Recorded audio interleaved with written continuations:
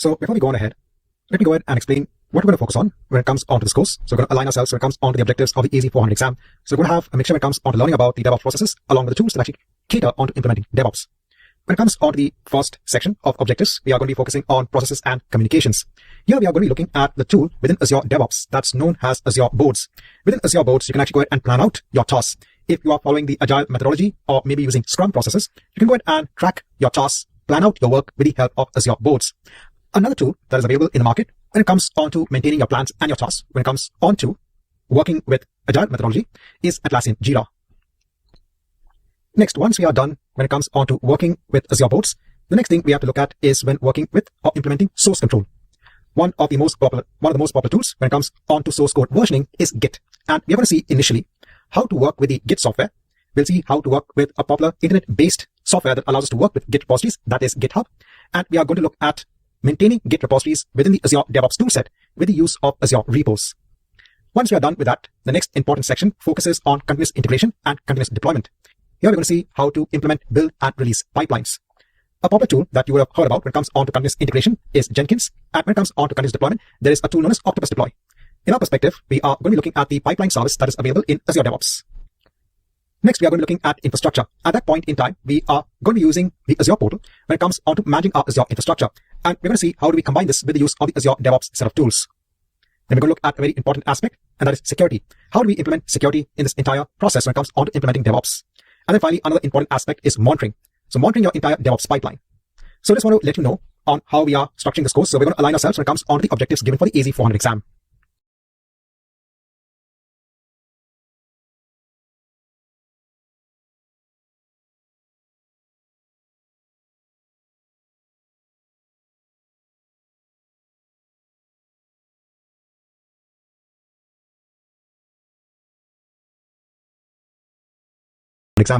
Now, having said this, you are probably taking the AZ400 exam on your path on becoming a Microsoft Certified DevOps Engineer Expert. If I just right-click on the requirements for getting the certification and go on to a new tab, here clearly mentions that when you want to get the certificate when it comes on to a DevOps Engineer, you have to take the exam of AZ400, but as a prerequisite, you should have completed either the Azure Administrator Associate exam, which is AZ104, or the Azure Developer Associate exam, which is AZ204. So based on this, I'm assuming that a student would have already taken either exam AZ104 or exam AZ204. Based on this, I'm having an assumption that the student will be having prior knowledge on working on the Azure platform via the use of the Azure portal. When it comes on to using DevOps, we'll be using another portal that's not Azure DevOps itself. That's a different suite of tools. But at the same time, we need to look at working with resources on the Azure platform. So the first assumption that I'm making when going into this course is that the student has knowledge when it comes on to working with the Azure portal and that you do have your own Azure account in place. Now, when it comes on to the development solutions I'm using as part of this course, I'm using very simple .NET programs. I'm not doing anything complicated. If you're coming from a 204 background, that's a developer background, you'll be having a lot of expertise when it comes on to development. But I want to ensure that I also cater to those students who have completed exam AZ104 only. They are Azure administrators, and they would probably not be proficient when it comes on to development. That's why I'm using very simple programs when it comes on to this course. So before moving on, I want to give these two important notes when it comes on to how I've gone about constructing this course.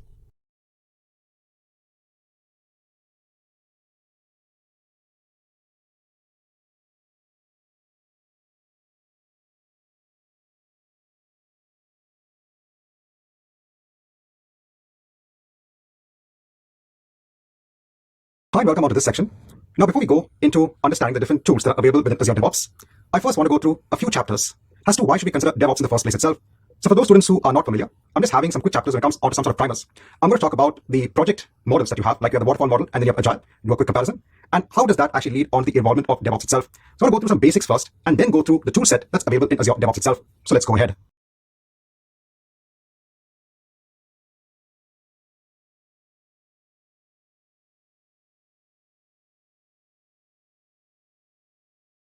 Is responsible for maintaining all of the IT applications and infrastructure for different business units.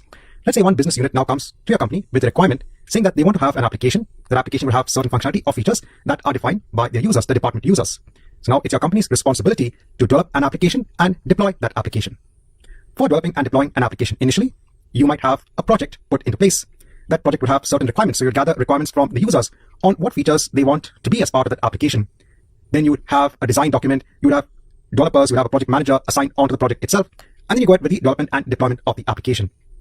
Now the project itself should follow some sort of model. The different models available by which you can base your project on. One of the earliest models that was used was the waterfall model. Initially, this model was actually used in manufacturing companies and construction companies, but later on it was adopted by software engineering firms. In this model, there are different phases. You have phases such as the project planning phase.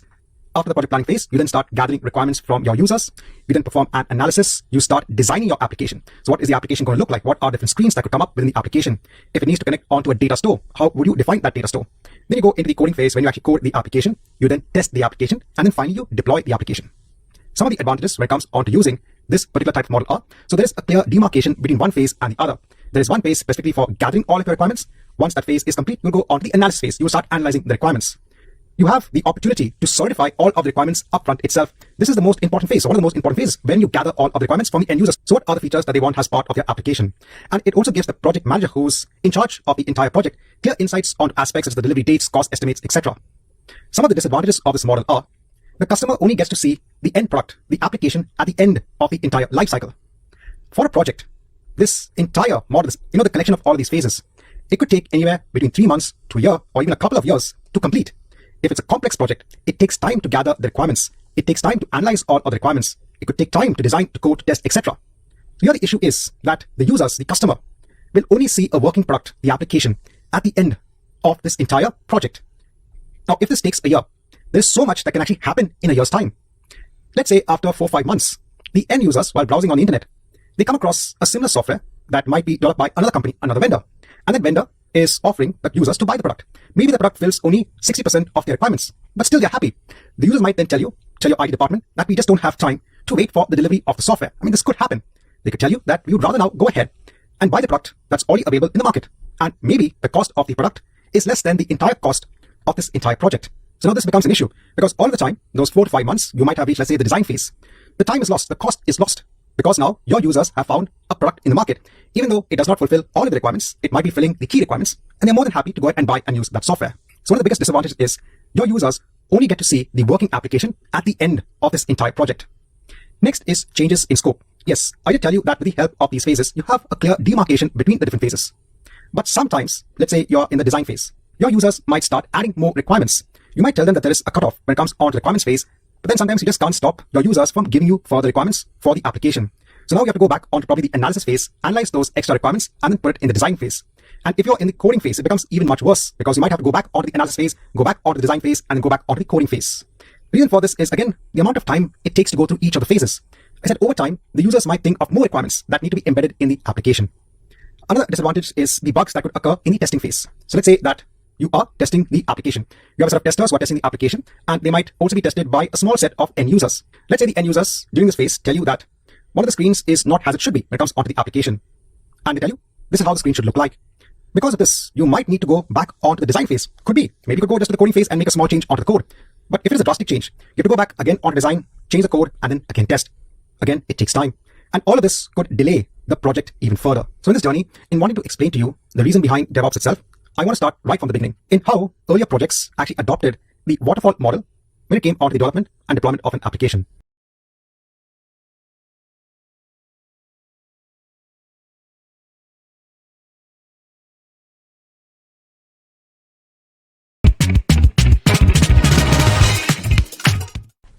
So in the last chapter, I explained to you some of the advantages and disadvantages when it came onto the waterfall model. So the earlier projects in software engineering firms normally adopted the waterfall model and probably some variations of this model when it came onto a project encapsulating the development and deployment of an application. Then we came to the birth of the agile software development. So in the year 2001, 17 software developers met to discuss a lighter development method and came up with a manifesto when it came onto agile software development. So because of the waterfall model, because of the inherent problems with the waterfall model, they want to come up with a different model when it came onto software development. I've taken this entire term when it comes onto the agile practice from Wikipedia. This is the definition in Wikipedia when it comes onto the agile practice for software development. It includes a lot of terms here. Let me explain this one by one. Before that, in a nutshell, what agile does is it's kind of an iterative process wherein you go through the requirements, you then do the design, development, testing, deployment, and review, and then you repeat the cycle again. So in an agile practice, you take your entire project and you kind of break it up into pieces. So instead of phases, you break it up into pieces, and then you tackle each piece one by one. And each piece is the entire cycle when it comes on to gathering the requirements, doing the design, doing the development, doing the testing, deployment, and review. Also, when it comes on to building your teams, in a normal waterfall model, when you have a project, so you'll have the project manager, you'll have the people assigned onto the project. Those people are only dedicated for the project itself. But when it comes onto the agile practice, Here you have the use of self-organizing and cross-functional teams, wherein you have people from different functional areas working together as a team when it comes on to building an application. Also, there is a close coordination or collaboration between the teams, the customers, and the end users. In the waterfall model, if you go back on top, sometimes what happens is the project team will only interact with the users during the requirements phase. That's it. And then there could be an entire disconnect until the testing phase, wherein they give a model of the application onto the user for initial testing. So there's kind of a gap. Yes, companies can have variations of the model, wherein during the end of each phase, they could meet up with the end user. But again, this depends upon whether the company is actually following that variation of that model. So sometimes there is a gap. The users are only met during the requirements phase and then the testing phase. I said there's a lot that could happen during this time. But in the agile practice, it is a constant collaboration between the cross-functional teams, the customers, and the end users. The entire purpose also of agile is early delivery of the software. So not software at the end of the entire project, but software in increments. So you have an initial deployment of the software, and then you build on the software in increments and then give it on to the end users. Here you have continual improvements onto the software. And if there are any sort of change in requirements or understanding, you can be more flexible on how you respond to the end user. How do you actually incorporate the functionality within the software itself? So instead of being stringent, instead of following a stringent process in the waterfall model, you're trying to be more dynamic in nature, more flexible in nature when it comes on to the agile methodology. So in this chapter, I want to introduce the agile methodology. This is important when it comes on to DevOps. In the next chapter, I want to talk about Scrum. This is one of the agile development methodologies that is available.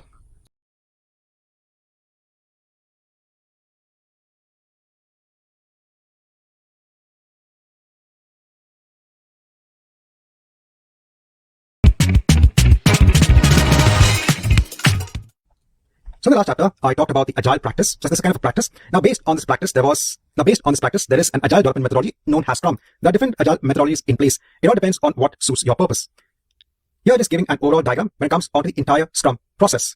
So it's the same case wherein again you have your business department coming to your company saying that they want to build an application for the end users, and the application needs to have certain functionality. It needs to have certain features. Now, instead of actually collecting all of the requirements at one time, here what you do is you collect the requirements in terms of user stories. User stories is just the features which the users want, but this is written in their terms. You basically look at how do you want to have the features in place from the user standpoint. You define them as something known as user stories when it comes onto the Scrum process. The vision is what you want to have in the end as a working product. You then take these user stories. Based on the stories, you now add items. These are kind of your to-do list for the application development. So what needs to be done in order to fulfill these user stories? These are added onto something known as a product backlog. Then you start taking a selected set of these items that need to be done from the product backlog, and you create something known as a sprint. That sprint has its own backlog. Let's say I said in the beginning, you've met with your users and they have given you 5 user stories. So these are probably 5 features, initial features, important features that will be part of an application. Based on these user stories, the team has decided that as part of the product backlog, 10 items need to be implemented in order to fulfill these 5 user stories. Out of these 10 items, let's say 3 important items, what is really required is taken as part of a sprint. That is added onto something known as a sprint backlog. So the sprint is the entire process about taking those items, developing the application with those items, testing the items, and deploying those items, deploying the application with those items. Normally, a sprint is taken as just a 2-week process, maximum of 4 weeks.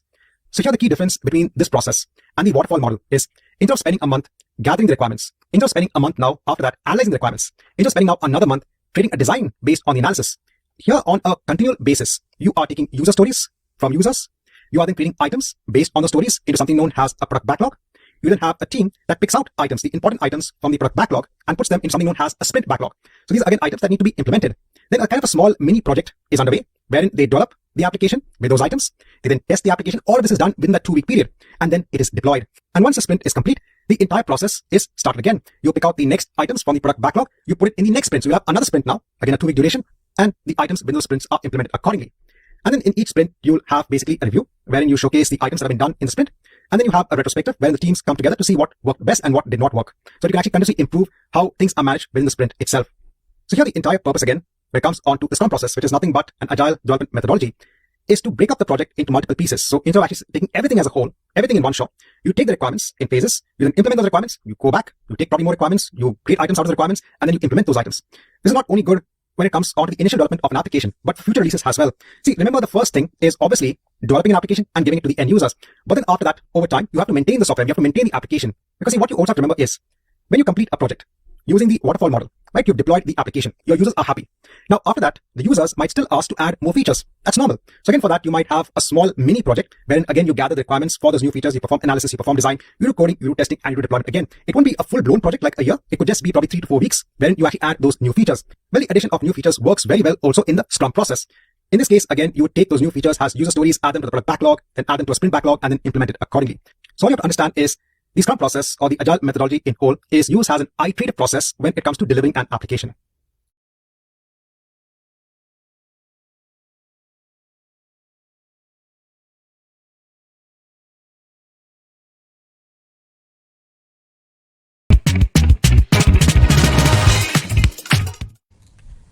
Hi, welcome back.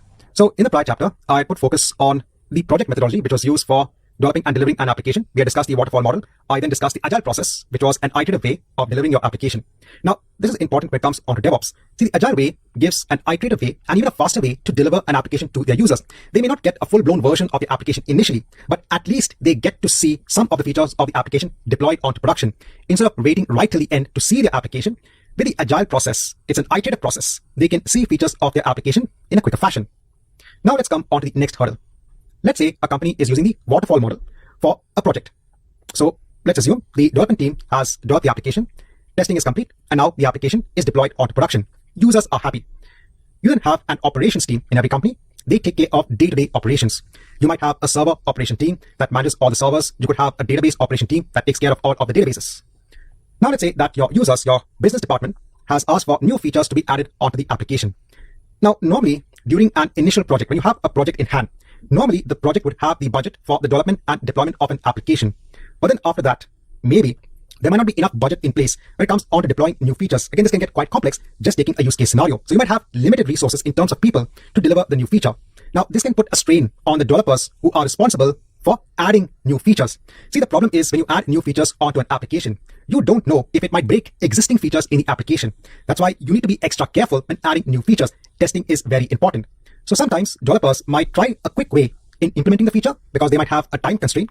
And because of reduced budget, sometimes testing times may not be enough for testing the application. These are all real-world problems that can occur when adding new features onto an application. Now, during this time, I've seen that operations teams are well aware of these issues that development teams go through. That's why they might be hesitant to deploy the changes of the application onto production-based environments. Because see, in the end, the operations team are the one in the line of fire. If something happens to the application, if it goes down, they are responsible for the uptime of the application, for the uptime of the servers, for the uptime of the databases. The users will start complaining. That is why they're always hesitant. And there is always this constant tussle between the operations team and the development team. The development team will say, they have added the feature, they have tested, just go ahead and deploy it. But the operations team will say, have you done enough testing? Have you gone to, let's say, the security department to ensure that whatever feature you've added is secure when it comes onto the entire application? Are you sure you're not adding any sort of vulnerability to the application because of the feature you have added? And this is always because of the disconnect. See, the development team will be working in isolation, adding the feature to the application, and your operations team is always sitting separately, only looking at operations.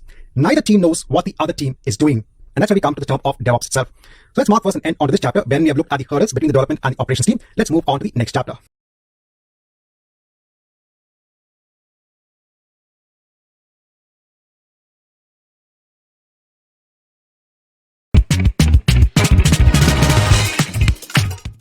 So in the last chapter, I had gone through the hurdles when it comes on to, the development team and the operations team, and that leads to the entire purpose of DevOps itself. So the entire purpose of DevOps is to ensure that they don't work in isolation. In fact, they collaborate with each other during the entire application lifecycle. So right from the requirements itself, when it comes on to not only the project itself, the initial project, but even after that. So even in the initial project itself, when it comes on to developing an application, the operations team would be involved in the beginning itself.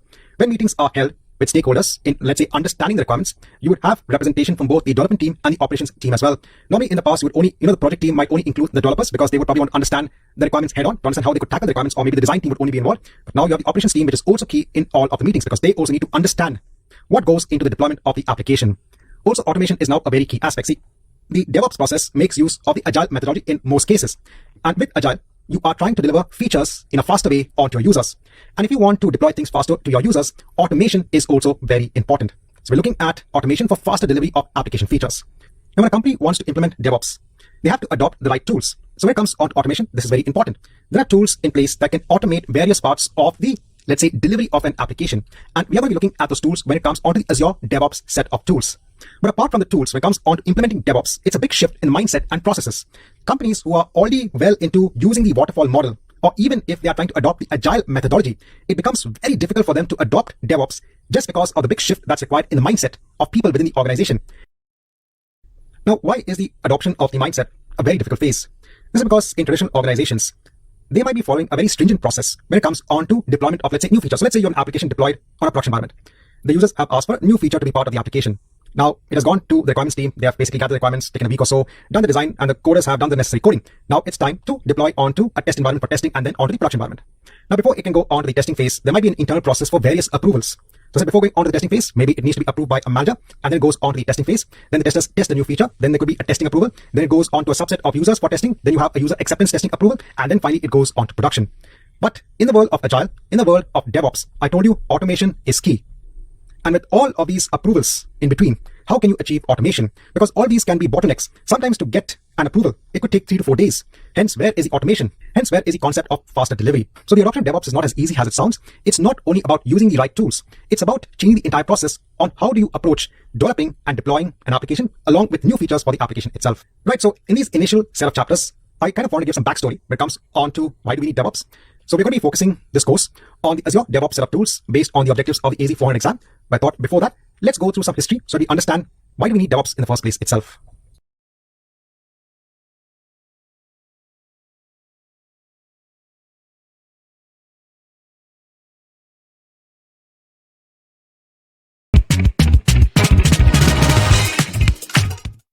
So as I mentioned before, we are primarily going to be using the Azure DevOps set of tools.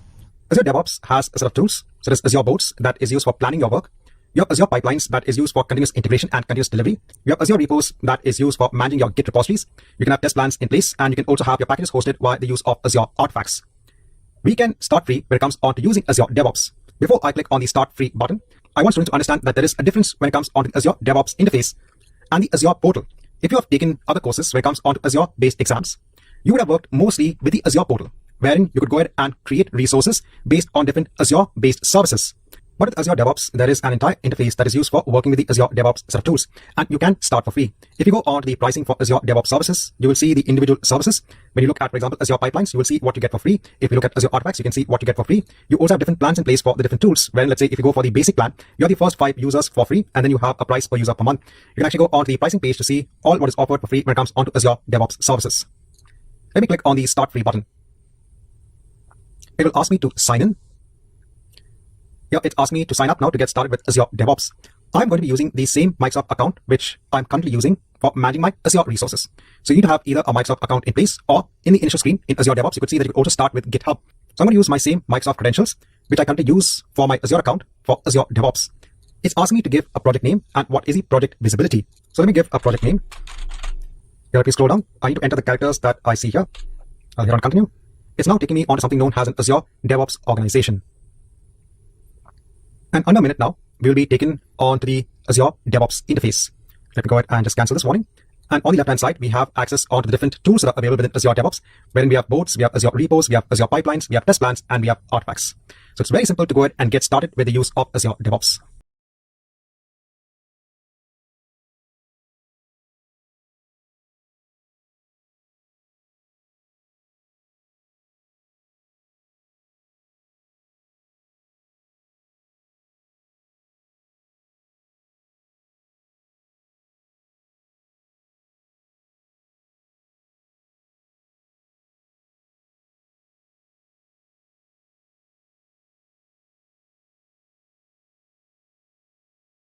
Hi, welcome on to this section. Now, in this section, we are going to be looking at using Azure Boards as a tool within Azure DevOps. This is used basically like a project management tool.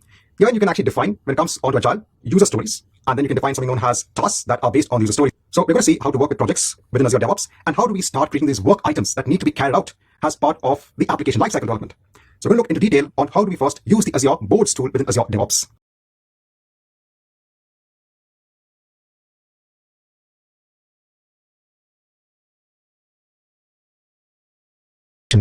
Let's say you're working for a fictitious company, Cloud Portal Hub.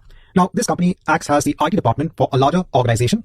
The organization itself probably has many more departments, such as logistics, human resources, etc. So these are all of the business units within the entire organization, and you work for the IT department that's part of this organization.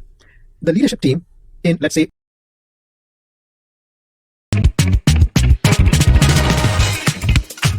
so now we're going to see how do we plan our work with the use of Azure Boards. So let's take a situation. Let's say you're working for a fictitious company, Cloud Portal Hub. Now, this company acts as the IT department for a larger organization. The organization itself probably has many more departments, such as logistics, human resources, etc. So these are all of the business units within the entire organization, and you work for the IT department that's part of this organization. The leadership team in, let's say, one of the business units, the human resources business department, now wants to have an application that needs to be built. So they approach the leadership team within your IT department, telling that they want to build an application. The leadership team in the human resources business department tell that they can get all of the requirements from their users. And obviously, the leadership team from the IT department is more than happy to take on the project for creating this application. Now, when it comes on to the key focus given by the human resources business department, so they have a primary focus on application delivery. They want the application to be delivered as fast as possible. There is also a key focus on adding features in the future for the application. And obviously, they want to have a continuous collaboration with their end users so that they get the right requirements that can be implemented within the application. So this is now the requirement given by a business to your IT department.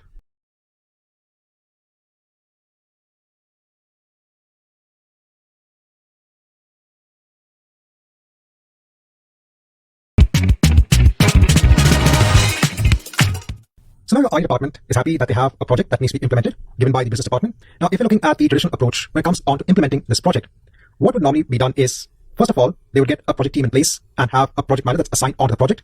Initially, they would have the project manager, first of all, get the budget approved. They'll get the budget approved from the business. Then the project manager would have a high-level plan. It could probably also create a business case study. And then you need to hire the team and get the team in place. Once this is done, then the project manager could set up the entire plan. This initial steps of just getting the project manager on board, having a high-level plan, getting all of the budgets approved, does take time. And this is just the initial step. Once the high-level plan is in place and once the team is formulated, you might have the business analyst that could be part of the team that would set up meetings, continuous meetings with the end users. First, in the traditional waterfall model, after the planning phase, you have the requirements phase. In the requirements phase, I said you have the analysts who set up meetings with the end users just to gather the requirements. Gathering the requirements could take maybe 2 weeks, it could take a month, depending upon the complexity of the requirement itself. Next, once you have the requirements in place, you then have the design team that could design the application. They could design the different screens for the application, design the data store, where is the data going to be stored, how is the data going to be stored, designing the high-level application modules. And again, this could take time. Then developers could start with the coding phase, testing the application. Again, all of this could take months. And then finally, you'll have your software in place. But are we meeting the first requirement of the business department, wherein they are telling us to focus on delivery, application delivery? As per the traditional approach, we have everything in place, but we're not focusing on quick delivery of the application. Now let's look at a new approach, wherein we are trying to deliver our software in a much more agile approach.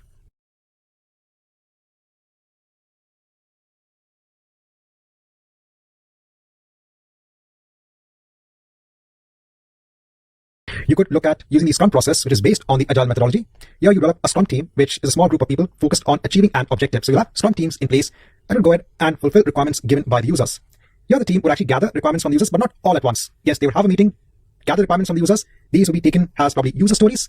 What do the users actually want as part of the application? And this is going to be a continuous process. It's not that all the requirements are going to be gathered from the users right up, right front. Yes, the key requirements could be taken, but then after that, once you have some basic requirements in place, it's time to get to work.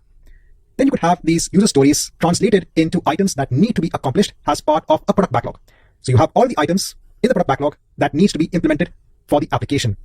You then start taking the items from the product backlog and put it into multiple sprints as part of a sprint backlog. You'll have multiple sprints that will be used for implementing the application itself. And on a continual basis, you'll go ahead and check the status of your sprints. Now, obviously, for doing all of this, we need a software. And that's what we are going to be looking in the next chapter. We're going to see how we can use Azure Boards when it comes on to the entire planning process.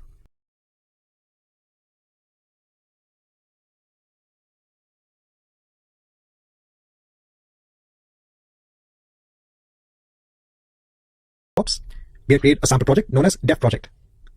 You can actually create multiple projects within something known as an organization. Within Azure DevOps, when we signed up for Azure DevOps, it would have created for us something known as an organization. And within the organization, it would have created a project. If I just reduce the zoom here, we have our project, that's Dev Project. This is within our organization. So I said you have a project that has been placed in an organization. If you want to go out of the organization itself, click on it. You will see all of the projects here. For the organization, you have something known as organization settings.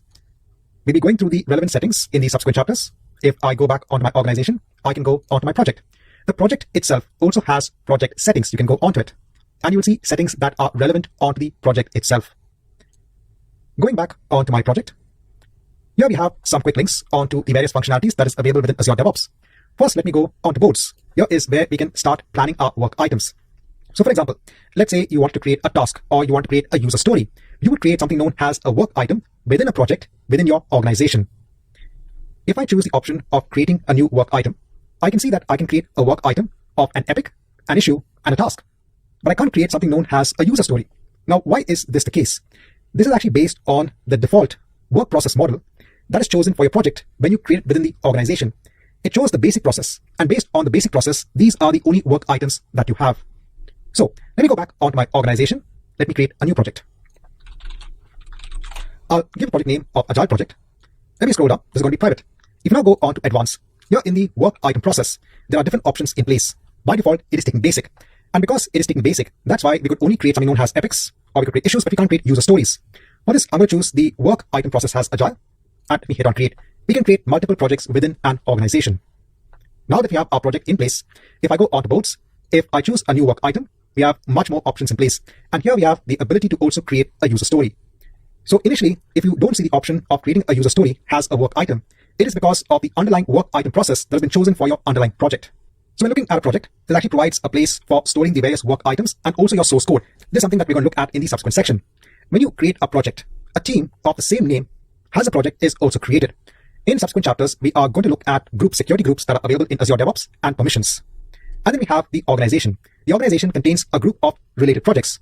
For example, you could have an organization for each business unit that you have within your organization itself. And then that organization can have multiple projects. Here I'm just showing a snippet from the Microsoft documentation, which has information about the free tier services that are allowed for each organization that you create. Here we are currently working with Azure boards, wherein we get work item tracking and some Kanban boards as well. So in this chapter, just want to get started by creating the right type of project so that we can start creating user stories.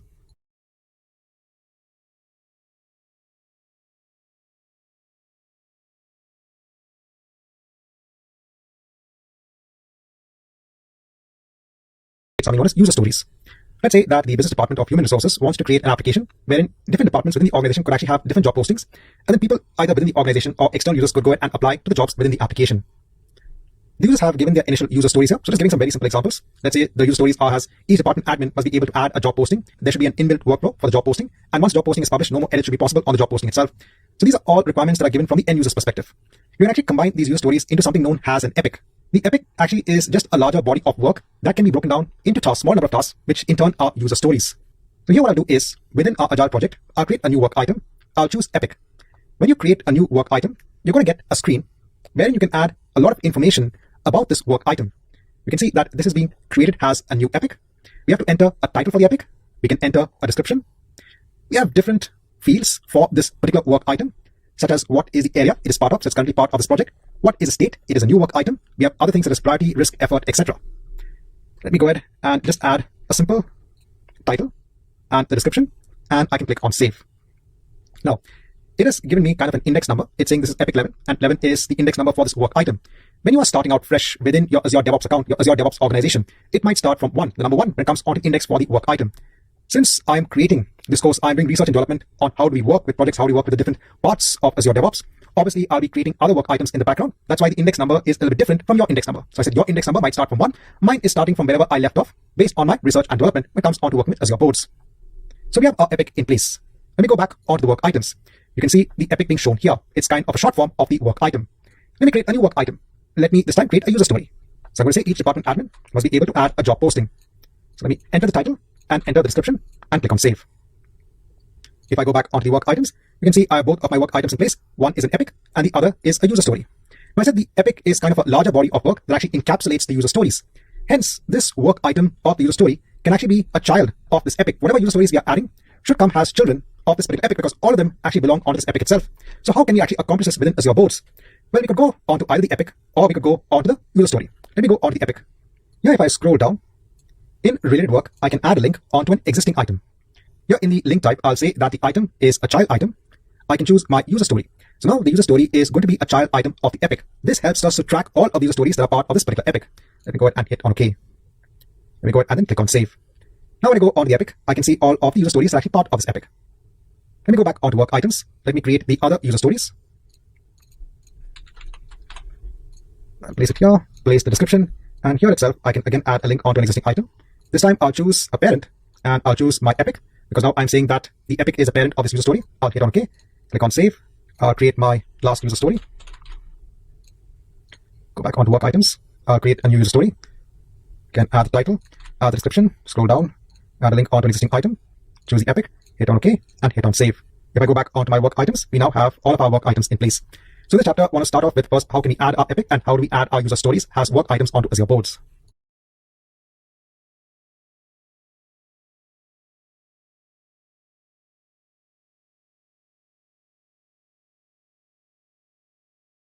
Now we can visualize all of our work items with the help of a Kanban board. A Kanban is a framework that is already available that is used to implement Agile and DevOps.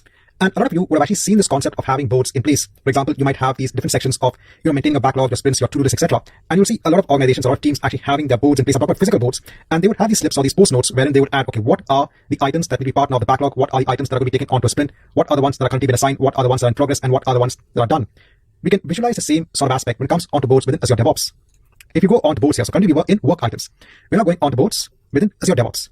You can see a good visual representation when it comes onto your work items. You have these different lanes in place where you can see what are the new items, what are currently in the active state, what are resolved, and what are closed.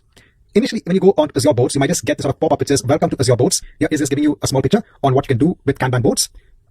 But for me, since I've already gone through the process, I'm now seeing the visual representation of my work items.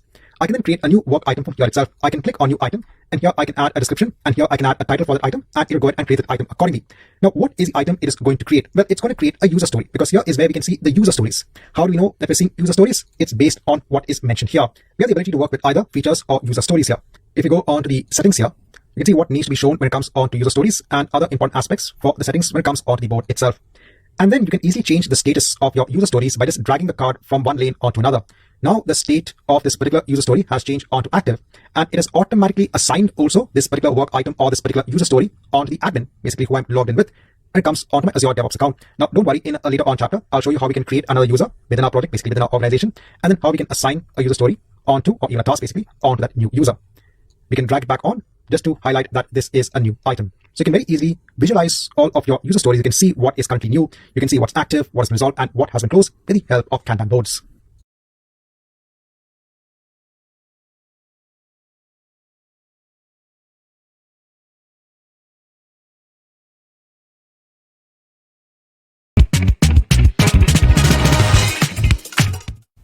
Hi, welcome back. Now, at this point in time, I just want to go through the documentation link when it comes on to the process flow or the process template when you work with Azure boards. So we create a project, remember, based on the Agile work process, work item process basically. And based on that, we were able to create certain work items. This documentation page actually shows you what you can expect when choosing the different work item processes. This is very important. So we saw that when it comes on to the basic process, we have the ability of managing our epics, our issues, and our tasks. This is the simplest process. Hence, if you want to map this onto an Agile process, your epics can be part of your portfolio backlog and your issues can be part of the product backlog. The simplest model. Then we have the Agile work process that we are using here as part of our backlog. We can have our user stories and we can create our tasks. Again, we haven't created our tasks as of yet, but that's something that you can do. When it goes on to Scrum, the Scrum process, when it comes on to the user story, it is actually marked as a product backlog item when it comes on to work items. This is very important. Know this key difference when it comes on to the work item between Scrum and between Agile when it comes on to boards within Azure DevOps. And then you have the formal project method when it comes on to CMI. Here in terms of your backlog, you can manage your requirements and your tasks. And when it comes on to working with your issues, your change and your risk management, you have different work items when it comes on to change requests, when it comes on to reviews, when it comes on to issues, and when it comes on to risks. And then if I go ahead and scroll down, when it comes on to the workflow state, see, I'm talking about the state of each item that can go between, let's say, the new and the active state, on to the resolve state and the close. All of this is basically a workflow. When it comes on to the Agile process, when it comes on to the user story, you can see what is a workflow, the default workflow in place. When it comes on to the basic process, you will see what is a workflow in place, so on and so forth. Now, please note that there is a lot of flexibility when it comes on to working with Azure DevOps. You can also create your own workflows as well, because you might have a workflow based on your organization requirements. That is also possible. But when we are working with Azure boards, we are going to be using the default workflow that is available. So this chapter, just want to bring to your attention this documentation page, which is very important, that highlights what should go into your decision into choosing a particular work item process for your project and what are the different states available when it comes onto your workflow.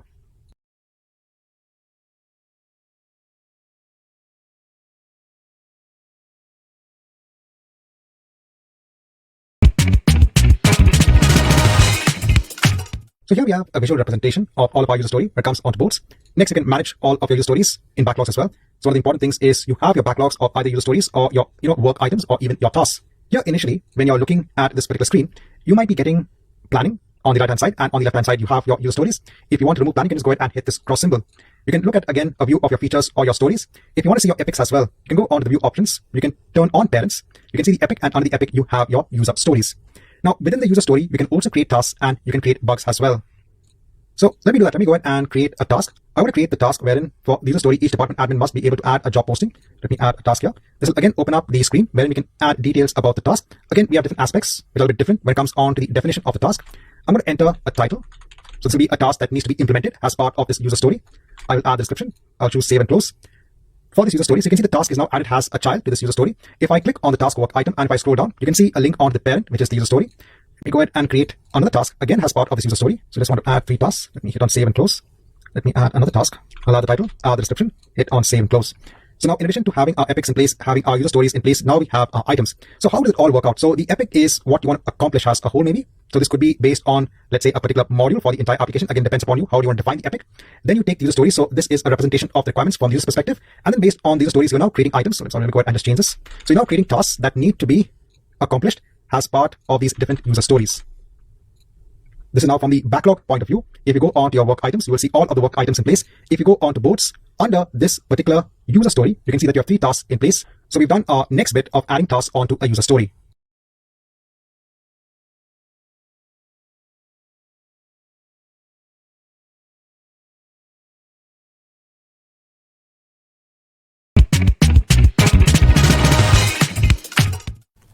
So as part of the agile process, we've collected a few user requirements in the form of user stories. We have added the task for one of user stories. And let's say we want to start implementing a user story which has these tasks. We need to add it onto something known as a sprint. So when you're looking at implementing things in an agile fashion, you have sprints in place. I told you the duration of a sprint is normally 2 weeks, wherein you go ahead and implement whatever items need to be implemented as part of that sprint. If I go on to sprints here, currently as something known as a task board, I have a backlog, I have capacity, and I have analytics. Now, if I go on to backlog currently, there are actually already 3 sprints in place by default. It's known as iteration 1, iteration 2, and iteration 3. Here when it comes on to iteration 1, we can choose the iteration from here itself. So which sprint are we currently working on? I can click on set dates here. This is for iteration 1. And I can change the name of this iteration. So we have iteration here means sprint. What is the name that we want to give onto our sprint? Now again, you can have a naming convention for your sprints. Here I'm just giving a name for the application that we are trying to create. Just a sprint number and what's the module? Job postings. We can give a start date. I'll give today's start date. And 2 weeks from now, I'll give the end date. And I can click on save and close. We have now our sprint in place. And you can go ahead and rename the other sprints and give them dates accordingly. Now we want to add our backlog items onto the sprint. Now there are a couple of ways you can go ahead and do this. One way is to go onto your backlogs here. So remember, this is all of the items that are part of your backlog. Now you want to implement a user story as part of sprint. You can choose the context menu. You can choose move to iteration and you can choose current. That's the job application sprint. Now when I go on to my sprints here, you will see that you have, because you are in your current sprint of job application, you have the user story here. Now it is time for the team members to implement the tasks that are part of this user story. So remember, Azure Boards is all about planning, all about collecting your user stories, all about creating your tasks, managing the different work items as part of your team, the team that's going to be working on the development of the application. Another way in which you can add it onto a sprint is if I go onto my backlogs, if I go on to another user story, we can choose the iteration from here itself. So you can choose the iteration and then click on save and close. So multiple ways in which you can add items onto a particular sprint.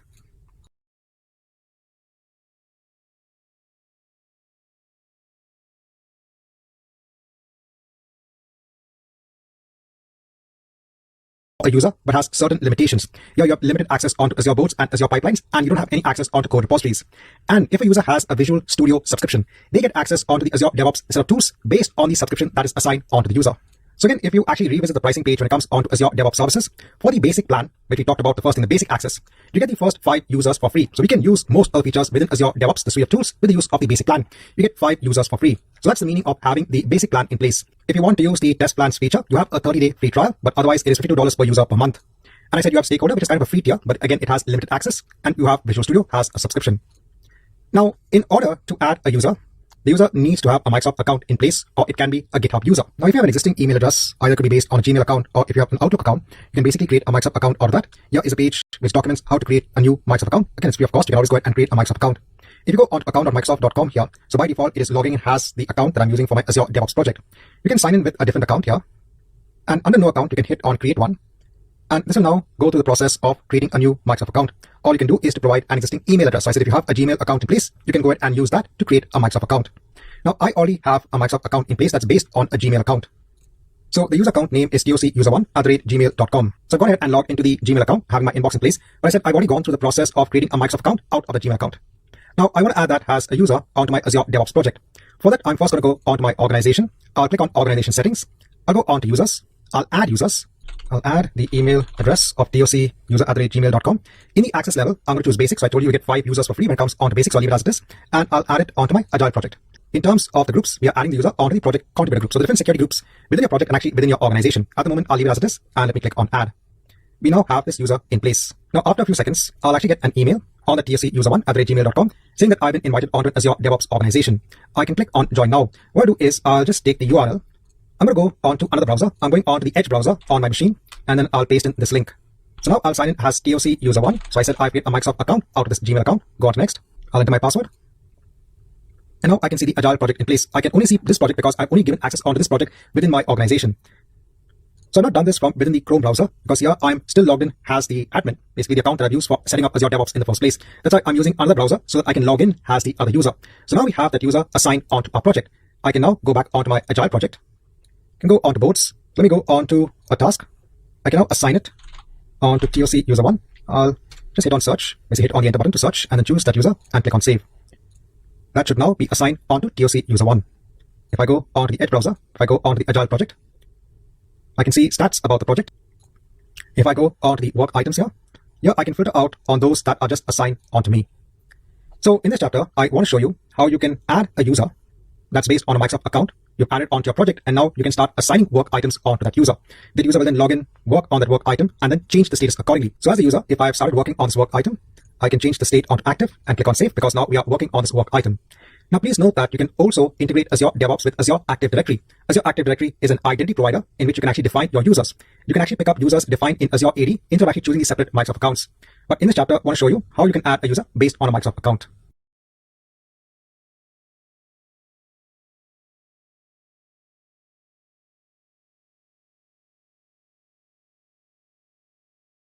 In Azure Boards. The entire purpose of dashboards is to provide some sort of customizable interactive signboard that helps to provide real-time information. Here you can create charts based on work items. You can have widgets in place that actually display configurable information and charts on the dashboard, and you can have in-context reports as well. These are system-generated charts based on specific services. Now, in order to showcase how this is done, what I've done is for the task here, if I go on to task, I've added some effort in hours when it comes on the original estimate and how much is remaining and how much is completed. So I have done this for all of the tasks. So normally for your task, you will have on the estimate of the number of hours that might be required to complete this particular task and how much is remaining and how much is completed. Now, once you have this for your tasks, you can go on to the overview here and you have something known as dashboards. You have the summary of the project wherein you can have your project description and you can have stats about your project. You can even see the members. If you go on to dashboards, here you can create a dashboard that has widgets. Let me go ahead and add a widget. Now, by default, there is a dashboard, an overview dashboard when it comes onto your project, but you can create new dashboards as well. Let me go ahead and add a widget onto this project dashboard. Here, there are different widgets in place, and each of these widgets serves a different purpose. For example, if I take a widget of sprint burn down, this is a burn down chart for the work of a particular team in a single iteration. Let me click on add. Once we add this, we can customize it. Here for the chart, if you scroll on to the right, you can choose the configure button and you can configure this chart accordingly. So this is based on the task in the backlog. If I click on done editing, you can see the remaining work is 59. So this is the 59 hours that I added, the cumulative hours I've added for my task. And then you can see over time. So currently it's just showing you an ideal trend. So this should start from remaining of 59 hours, but over time, once a sprint is complete, it should be 0 because you should have completed all of the tasks that is part of the sprint. So you can use these inbuilt widgets to kind of visualize how your team is actually performing with the help of the dashboard. If you go on to the documentation, you will see the different widgets that are available. Some of the important ones are, you have the burn down chart. This chart focuses on the remaining work within a specified period of time. Then you have the cycle time chart. This defines the time taken to close a work item after the work on it has started. You have the lead time. This defines the time taken to close a work item after it was created. And you have velocity. This tracks the team capacity to deliver work sprint after sprint. So the chapter is going to show you the concept of dashboards and how you can add widgets onto the dashboard itself.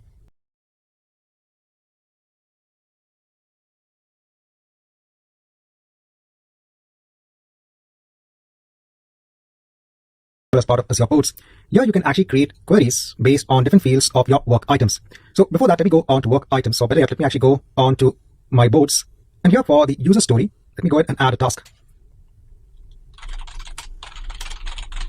I'll just hit on enter. Let me add another task. And I'll just hit on the escape button. So we only have 2 tasks in place. Let me go over onto these tasks. Let me just change the priority onto 3. I'll do a save and close. So this is kind of a quick create of a task, and you can go on each individual task to change the property of the task itself. Let me go on to the queries. Now, let's say that you want to create a query wherein the work item type, let me go ahead and just hide this for the moment so we have a better view. Wherein the work item type is a task. So scroll down, there should be task here. And here in the fields, we can decide what field to base our query on. I'll choose a state. If any task is in the new state, and let me add another clause. If the priority is less than or equal to 2, let me go ahead and run this query. So I can see the two tasks that are matching this particular description. I had another task, but because the state of that is not new, but it's active, that's why it's not showing up here. Let's say that I want to know what are the tasks that have a high priority. Let's say in our case, a high priority means a value of 1 when it comes onto the priority field.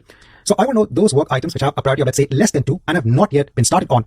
I want to keep track of these particular work items. I can create a query based on these work items. I can then save the query. When I save the query, I have two folders, something known as My Queries and Shared Queries. At the moment, I'll leave it as My Queries. So this is for me as a user. And I'm logged in as tech support 4000. That's the admin account for Azure DevOps. Let me give a name here. And let me hit on OK. And now we can run this query at any point in time. If you go onto charts here, I can create a new chart. This can be based on the query itself. So we can now also visualize the results of that particular query. I can group by, let's say, the state. And I can see my chart in place. I can basically choose a chart type and then hit on OK. So not only can we see the results of a particular query, but we can see a visualization as well. So if you want to query work items, based on certain criteria, you can use the query section that's available here.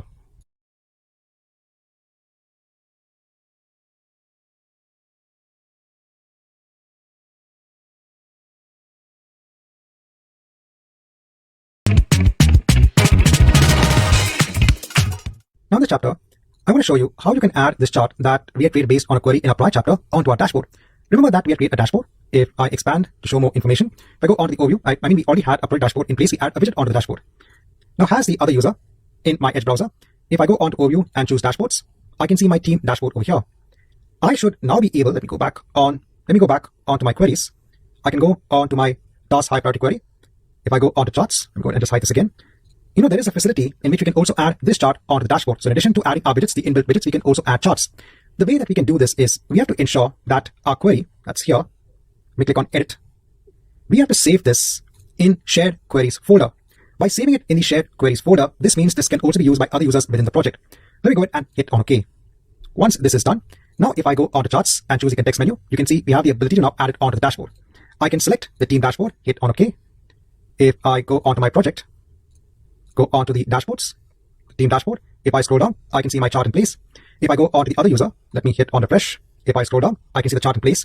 Also, if you go onto the queries, if I choose all, I can see under the shared queries folder, the task high priority. I can go onto this and I can run the query accordingly. This is only because we had saved the query under the shared queries folder. So you have My Queries. This is basically you as a user. If you want to create your own queries, where you want to query for certain work items, you can go ahead and do that. But if you have similar queries that need to be used by users across the project, you can go ahead and save it as shared queries.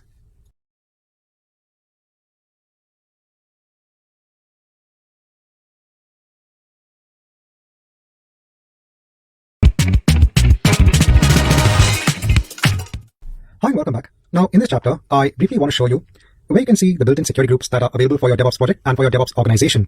And then in the next two chapters, I'll show you examples when it comes to permissions. Now, when we added a user onto our Azure DevOps organization, we had something known as the access level. Remember, that was the basic, or you had the stakeholder, or you had Visual Studio. And then when we were assigning it onto the project, it was added onto a specific security group. Now, these built-in security groups have some permissions that are assigned.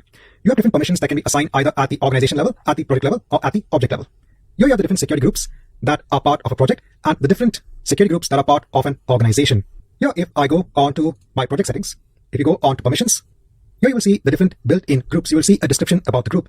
In terms of the contributor, you can see our TOC user 1, and we have the Agile project team that's been added as part of this contributor group. There is the default project team also in place. If you go on to users, you can see the users. Now, if you go on to, let's say, the contributor group, you will see what are the different permissions in place. So these are permissions that have been assigned onto this particular group. Normally, a not set permission is equivalent to a deny permission. That means if the user is part of this particular group, they won't have these permissions in place. You can then see the members of the particular group. If this group is a member of another group, that is also possible. If I then go on to my organization, I can go on to my organization. If I go on to organization settings, here also we have something known as permissions under security. You will see groups now, and these also have their own set of permissions. These are at the organization level. And remember, you have multiple projects under an organization.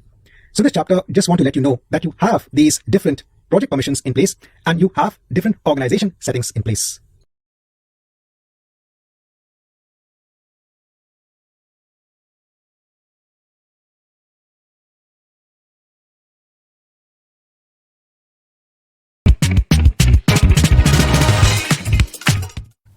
Now, just to showcase the use of permissions, I want to talk about query permissions. So in the last chapter, I've shown you there were different groups in place, security groups. These are the inbuilt security groups. You have them at the project level and you have them at the organization level. Now, even you might not have a requirement to add a user, onto security group at the project level. Because maybe you just want a user to have the ability to manage queries that have been defined in Azure boards. Now, does that mean that you have to add a user onto a built-in security group that might give extra permissions for the user? Because normally in terms of security, you normally only want to assign permissions to users, those which they require, and not extra permissions. In this chapter, I want to show you how you can actually do this with an example of query-based permissions. We've already seen how to create a query and add it onto the shared queries folder. So when it comes onto query permissions, now all users, except those that are only assigned onto the readers group, can actually create and edit their own queries. They can also save queries under the My Queries folder. But if you want to basically create and edit queries and folders under shared queries, you need to be part or a member of the project administrators group. Also, for saving under shared queries, you need to have the basic access level or higher. But in this chapter, I want to show you that if you just want to assign permissions for a user onto a particular shared query, how that can be achieved. Because maybe you don't want to add the user as part of the project administrators group. So just as an example, earlier on, if I go onto my organization and if I go onto my project, if I go onto queries, if I go onto all, we had this shared query, this task high priority. If I go onto my Edge browser, wherein I'm logged in as TOC user 1, let me go onto the editor. Let me see if I can make a change onto the priority and click on save query. So that's not possible. It's saying that you don't have right permissions for this particular query. What we can do is, again, if we go back as our admin account, for the shared queries, if I go onto more actions, the context menu, I can choose security, the security option. Here again, we have the different groups, but let me search for TOC user 1 specifically. And these are the permissions that we can assign just for TOC user 1, just for this particular shared query. I can give the contribute permission as allow, and that's it, we are done. Now, if I go back here and let me click on save query again, now it's done. It has changed the priority of the query. And this was because we had given specific permissions onto this shared query itself. So in this chapter, I just want to give an example on how you can assign permissions onto certain aspects when it comes onto Azure boards.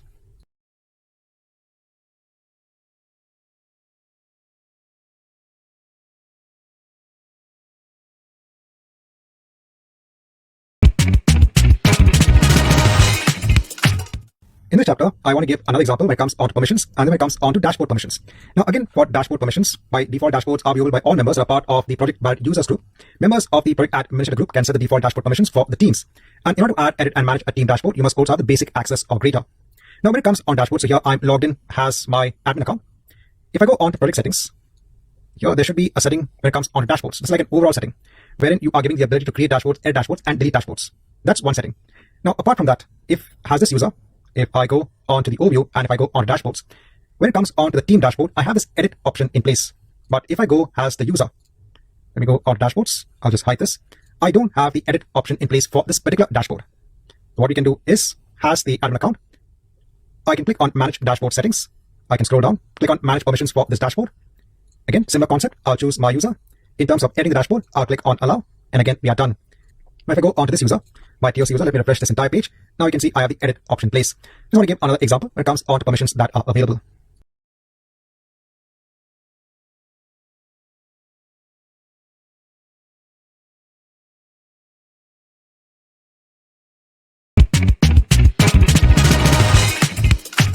Hi and welcome back. Now in this chapter, I want to go through the project wiki feature that is available. A DevOps project can have a wiki.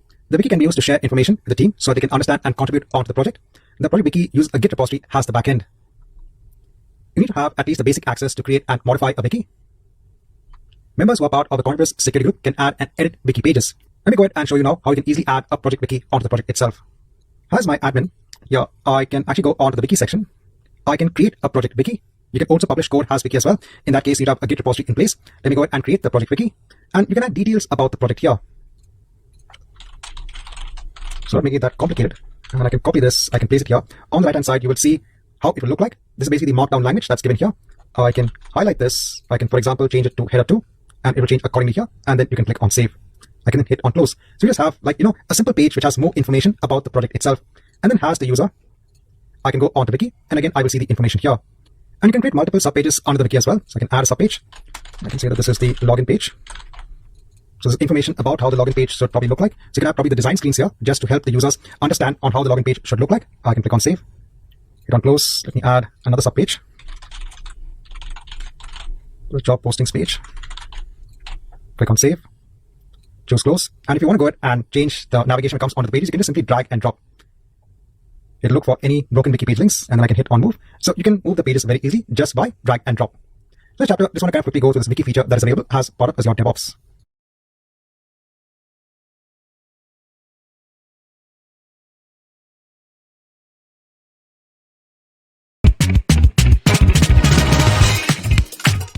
Now, in this chapter, I just want to give a quick note when it comes on to one option that's available as part of Azure Boards, and that's your delivery plans.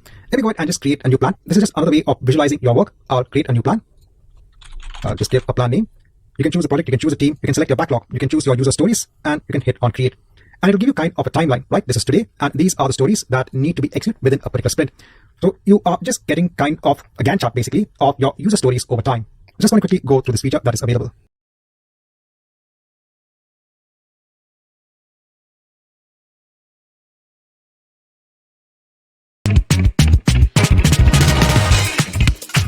Hi, welcome back.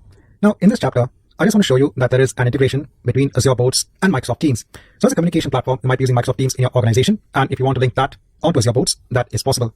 Now, obviously, in your organization, you would already have Microsoft Teams in place where I've implemented. You would have a user account in which you can actually make use of Microsoft Teams. Now, the way that I actually try this out, so I will show you the steps that I have performed. Firstly, I want to sign up for Microsoft Teams. You can do this for free. Here, if you go onto Microsoft Teams, you can sign up for free. When you sign up for free, you need to have an account in place. Again, a Microsoft account. But this needs to be a work account. This can't be like the one I'm using, like techsupport4000@gmail.com. The way that you can accomplish this is, if you already have an Azure account in place, I'm assuming mostly you might be having one, because in order to go for AZ400, you should have first done AZ104 as an exam, or AZ204, and in that you had to create an Azure account, and you can always create an Azure free account. When you go onto your Azure account, you can go onto Azure Active Directory. In Azure Active Directory, you can go onto users, and you can create a new user. When creating a new user, you can give a username. It can be @your domain. So I'm using the same account which I've logged in onto my Azure DevOps account and onto my Azure portal. It's the same account. But here I'm just creating a new user. So I've gone ahead and create a new user known as Teams account. Then I use this user principal name to basically sign up for Microsoft Teams. In that, some of the screens that I had was, it basically asked me, what do I want to use Teams for? So I just chose for work and organizations. And then I added my details. Again, I said I used my other account, which the account I just created here. That is my Teams account @techsupport4000gmail.com. Here is showing you the screens that I went for. And then once I registered for Microsoft Teams, I click on Get Windows App to go ahead and install. Microsoft Teams has an app here. I said in your organization, if you're already using Microsoft Teams, then this should not be an issue. You'll be having the app in place and you'll be able to log into the app. But in case if you are trying this out on your own machine, so I said the steps are, if you have an Azure account, go ahead and create a new user and then use that user details to sign up for Microsoft Teams. Once you've signed up, you'll have the option to download the app on your machine. And once you install and log in, you'll have Microsoft Teams in place. The next step, in Microsoft Teams, we have to create a team. I'll just create a simple project team. I'll choose from scratch. This will be public. I'll just give a quick name and then hit on create. It's now going ahead and creating a team. We can then link this team with our project in Azure DevOps. This is done. I can skip adding members onto the project team. Next, let me go on to Azure DevOps. This is as my admin user. Here to go on to your organization. Here go on to organization settings. In security, go on to policies and turn off third-party application access via OAuth, because Microsoft Teams will authorize itself by the use of OAuth when it comes onto our Azure DevOps service. Next, let me go on to my project, my Agile project. Let me go on to project settings. Let me go on to permissions. When it comes onto the project administrators, I'll go on to members. Let me add TOC user 1 has the project administrator. I'll click on save. I said I'm just doing this to showcase how do you link up Azure Boards initially when it comes onto Microsoft Teams. Once I've added this in place, the next step is in Microsoft Teams, you have to install the app of Azure Boards. When you go on to apps, you can search for Azure Boards. You can click on the app. Here, just give you the option of open. For you, it might give you an option of first installing it. So first go ahead and install it, and then you can click on open. Here, I'll choose to add it to a team. I'll choose my project team. I'll click on set up a bot. Once this is done, I'll just hit the escape button, and you'll see the bot now in place when it comes onto your team. I'll just cancel this. Then you can start a new conversation by adding commands here. If you want to see how to use Azure Boards in Microsoft Teams, there is this documentation link in which you can see the different commands. So let me do @Azure Boards here. @Azure Boards. I'll just choose this. I'll select a command. Let me do a sign in. And let me send this request now. So now it's saying you're already signed in onto Azure Boards as TOC user 1. If not, it will actually give you a prompt where you can sign in as TOC user 1. So please note that it's a bit complicated. Here in terms of Teams, I'm signing in as Teams account, a user I've defined in Azure Active Directory. And here I'm signing in onto Azure Boards as a user defined in my project. I said the reason I'm doing this is I'm trying to implement all of this as a normal user. I said in your company, you will have all of the setup already in place. And once you're signed in, let me hit on a new conversation. Let me do an Azure Boards again. This time I want to link it onto a project. What is my project? So if I go on to work items, I can take this part of the URL. It's dev.azure.com/my organization name/my project name. Let me again send the request. So the link is done. Now please note that if you get any sort of error, it could probably be because we have not given those permissions or we've not done those settings which I had shown earlier on. we did one setting from an organization level, and we added our TOC user as part of a security group within our project. Next, we can click on add a subscription. So we need to subscribe onto an event that's occurring in Azure Boards. So we can choose the event. So whenever, let's say, a work item is created, I'll go on to next. I can choose my area path, the work item type. So everything has this, and let me click on submit. So it's added the subscription. Once it's done, I'll just close the screen here. Now here, let me go on to Boards. For a user story here, let me create a new task. Just hit on enter and then hit on escape on my keyboard. So I've added a task. If I go on to Microsoft Teams, you will see you've got a notification from Azure Boards that a task has been created. So in this chapter, I just want to kind of show you that you have this integration in place when it comes onto Microsoft Teams and when it comes onto Azure Boards.